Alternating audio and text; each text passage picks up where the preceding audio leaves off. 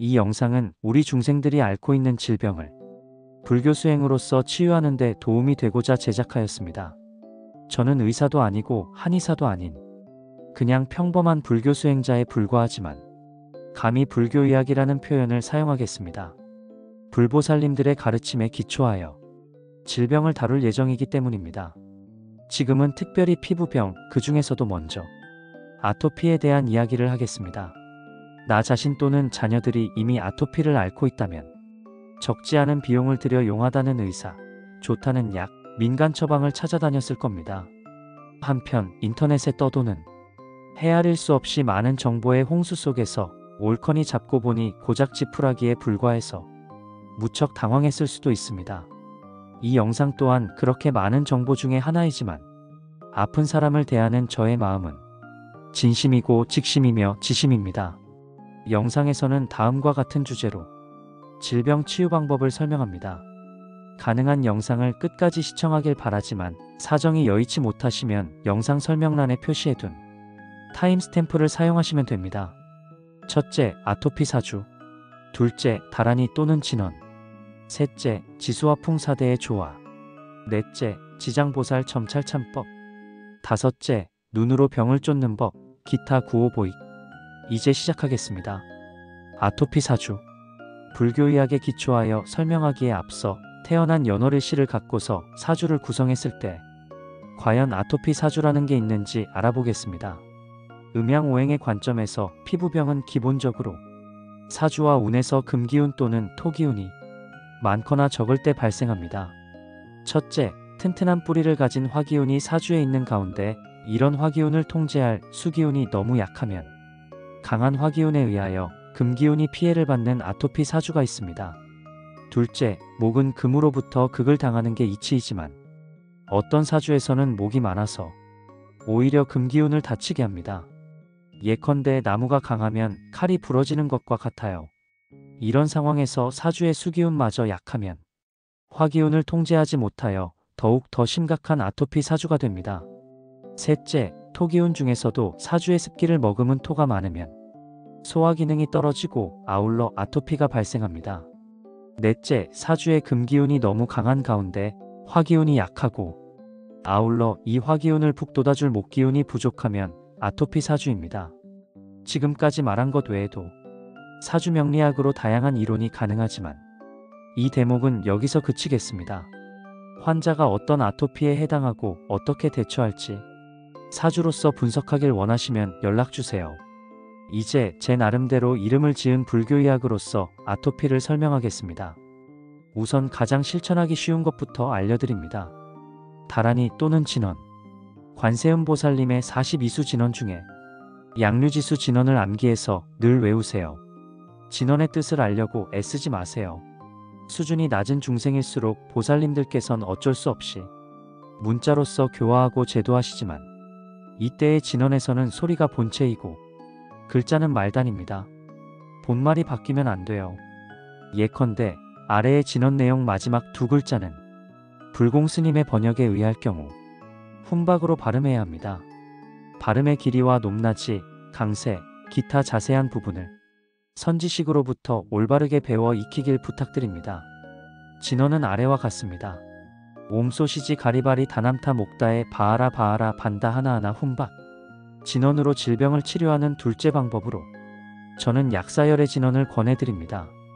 진원을 외우세요. 암기하기 쉽지 않을 것이므로 깨끗한 종이에 적어 코팅해서 지니고 다니며 수시로 읽으세요. 한편 일정한 공간과 일정한 시간을 정하여 진원을 수지독송할 경우에는 주변 공간과 환자의 몸을 먼저 청결하게 한 후 따로 마련한 깨끗한 그릇에 물을 담아 기도상에 올린 후 진원을 봉송하세요. 기도를 다 마치면 그 그릇의 물을 다른 그릇에 옮겨 마시세요. 그리고 이 진원 중에 나오는 내용 가운데 삼막삼모따라고 발음해야 할 것을 삼막삼부따라고 하거나 삼막삼볼이라고 발음하면 안 됩니다. 증득한 과위를 가리킬 때는 볼이라고 하지만 공덕을 찬탄할 때는 못다라고 발음해야 합니다. 진원은 공덕을 찬탄하면서 가피를 바라는 것이 본질적 내용입니다. 지수화풍사대의 조화. 지수화풍사대를 조화시키세요. 이 대목은 좀 설명이 필요합니다. 지수화풍은 불교에서 물질을 구성하는 4가지 기본 요소를 뜻합니다. 이때의 물질은 인간의 육체뿐만 아니라 세상에 존재하는 유형의 물질을 다 가리킵니다. 지대는 단단하거나 부드러운 것, 무겁거나 가벼운 것, 거칠거나 매끈한 것 등의 특성을 갖고 있으면서 함께 일어나는 다른 물질들의 토대 역할을 합니다. 우리 몸에서는 뼈, 힘줄, 살, 손발톱, 이빨, 오장육부, 털, 피부, 위 속에 아직 소화되지 않은 음식, 대변 등이 이에 해당해요. 아토피는 원인이 분명하지 않은 피부염으로서 자가 면역 질환의 일종인데 바로 이 피부가 지대에 속하네요. 이때의 지대는 피부의 구조와 형태를 담당할 것인데 만약 지대의 균형이 깨지면 피부가 거칠어집니다. 수대는 흘러내리는 성질, 즉 유동성이 있는 액체이며 또한 어떠한 종류의 물질이 생기든지 그때 수대가 함께 생겨 동반하는 다른 물질을 응집시켜 흩어지지 않도록 합니다. 눈물, 콧물, 침, 피, 땀, 고름, 가래, 소변, 관절액, 피부의 기름기 등이 이에 해당합니다. 여기에도 피부라는 단어가 들어있네요. 그렇지만 그냥 피부가 아니라 피부의 기름기입니다. 이때의 수대는 피부에 적당한 수분과 혈액을 공급하고 순환시키는 작용을 합니다. 이 수대의 균형이 깨지면 피부가 건조해지거나 부종이 생깁니다. 한편 피부에 생기는 고름은 수대가 온도와 반응한 것이라서 수대가 마음과 반응한 눈물, 콧물, 침 등과는 다릅니다. 화대는 열의 특징을 갖고 있으며 변화하는 성질을 나타냅니다. 그래서 우리 몸의 체온이나 소화 과정을 의미해요. 사람은 열과 온기라고 하는 화대로 말미암아 활력을 얻기도 하지만 한편으로는 몸이 늙어가고 기능이 쇠퇴하여 기력이 없어집니다. 주름이 생기고 흰머리가 생기는 것도 화대 때문입니다. 또한 사람이 흥분해서 화를 내거나 두려울 때도 내 몸에 화대가 작용하여 체온이 변하기도 합니다. 화대의 균형이 깨지면 피부에 열이 나고 염증이 생기면서 붉게 변하거나 또는 피부 세포가 생성되고 재생되는 신진대사가 원활하지 못하게 됩니다. 풍대는 움직임과 전달이라는 특징을 갖고 있습니다. 이것은 우리 몸에서 위로 아래로 움직이거나 오장육부의 안과 밖에서 움직이거나 팔다리에 퍼지거나 들숨과 날숨으로써 움직입니다. 사람들이 다니거나 머물러 있거나 앉아 있거나 누워 있으면서 손과 발을 펴거나 구부리는 것은 풍대에 이동시키려는 특성 때문이며 넘어지지 않도록 몸을 움직여 지탱시키는 역할 역시 풍대가 하고 있어요. 한편 우리가 호흡 수행을 할 때 그 호흡의 본질이 나가 아니라 풍대라는 것을 알아차리면 그 들숨과 날숨이 일으키는 마음의 움직임, 동요, 번뇌를 통제할 수 있습니다.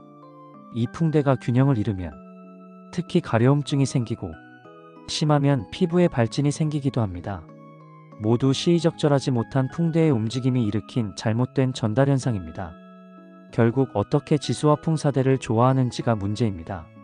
사대가 서로서로 조건을 지어 작용하는 바, 지대는 다른 것들의 바탕 역할을 하고 수대는 다른 것들을 응집하는 작용을 하고 화대는 다른 것들을 유지하는 역할을 하며 풍대는 다른 것들을 팽창시키고 움직이게 합니다.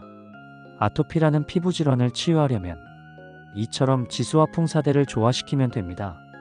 그 방법으로는 섭생도 있고 호흡 수행도 있고 심지어 주술법도 있지만 중요한 것은 이러한 사대를 먼저 이해하여 내 몸에서 사대가 어떻게 작용하고 있는지 살피는 데 있습니다. 그런 연후에야 천태종의 지휘대사께서 알려주신 여러 경전들, 예컨대 차제선문, 선문구결, 천태소지관, 마하지관 등을 통하여 기식과 토납 그리고 수식을 포함한 가상법으로 병을 치료할 수 있습니다. 심지어 주술법으로도 가능합니다. 여기에 관한 자세하고 긴 설명은 이 영상의 이해에 별 도움이 되지 않을 것 같지만 하나만 간략히 소개합니다. 예컨대 선문구결에서의 가상법 중에는 지나가는 바람과 머무르는 바람의 부조화로 생기는 병임을 알아차리고 걸으면서 모든 것을 쏟아내리듯이 모든 생각을 버리라고 했어요. 궁금하시면 개인적으로 문의하길 부탁드립니다. 지장보살 점찰참법. 이제 지장보살님의 점찰선악업보경에서 말씀하신 점찰참법으로 질병을 치유하는 방법을 설명하겠습니다. 환자의 질병 원인과 예후를 점찰로서 알아봅니다.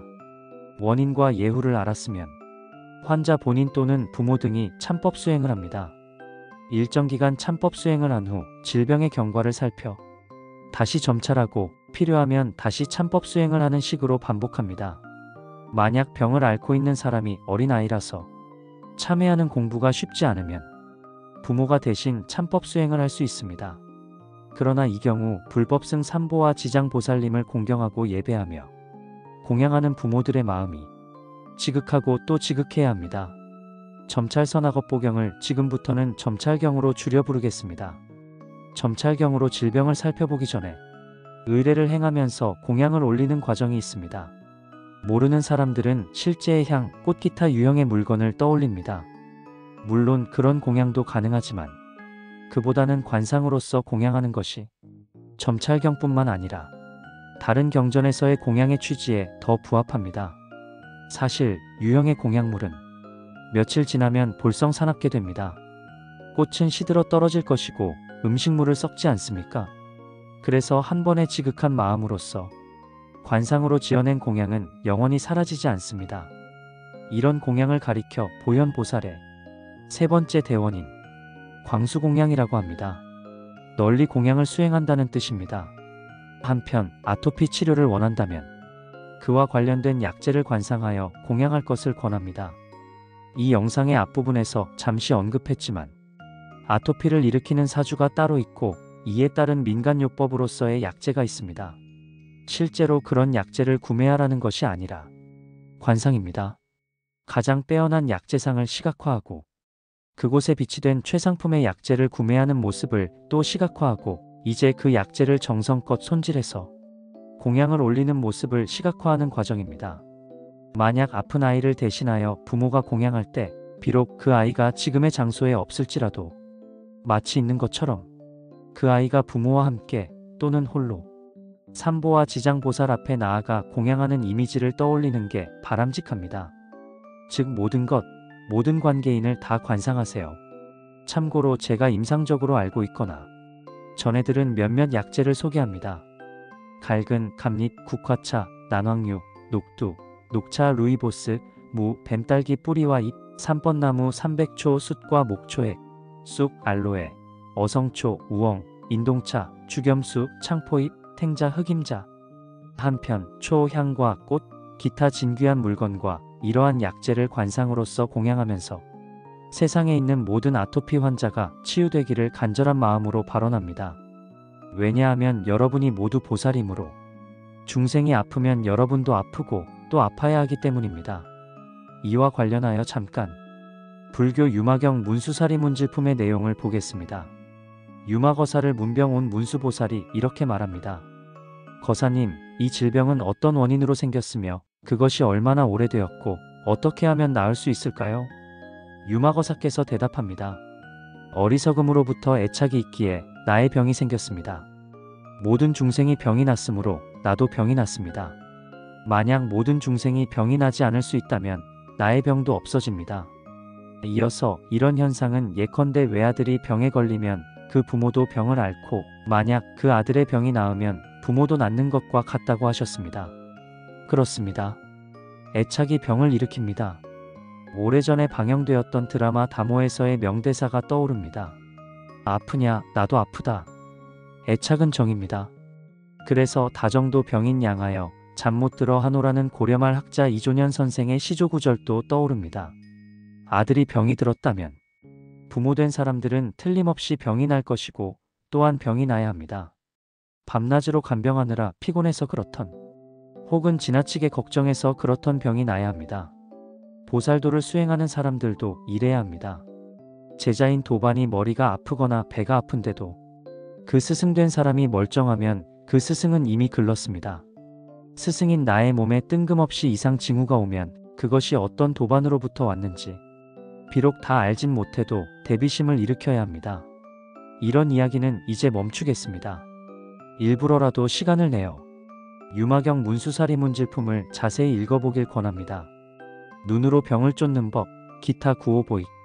생명이 어머니의 뱃속에서 잉태되면 가장 먼저 흑색의 동자가 생기는데 이 까만 동공은 수기운을 받아 생명의 뿌리가 되는 신장과 연결되고 두 번째는 양 눈초리가 화기운을 받아 심장과 통하게 연결되고 세 번째는 검은 눈자위가 목기운을 받아 간장과 통하게끔 연결되고, 네 번째는 흰자위가 금기운을 받아 폐와 통하게 연결되며, 마지막으로 위와 아래의 탯줄이 비장과 통하여 연결되면서 태반을 씌웁니다.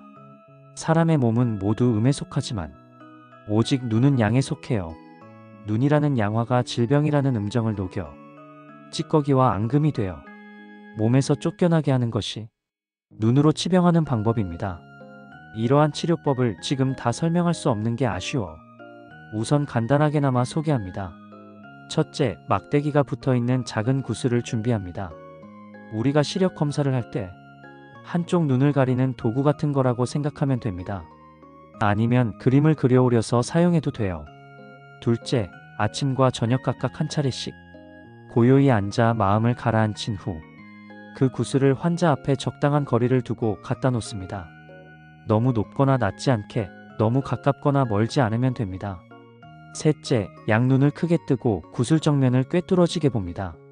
시간이 흘러 눈물이 흘러나올 때까지 계속 주시합니다.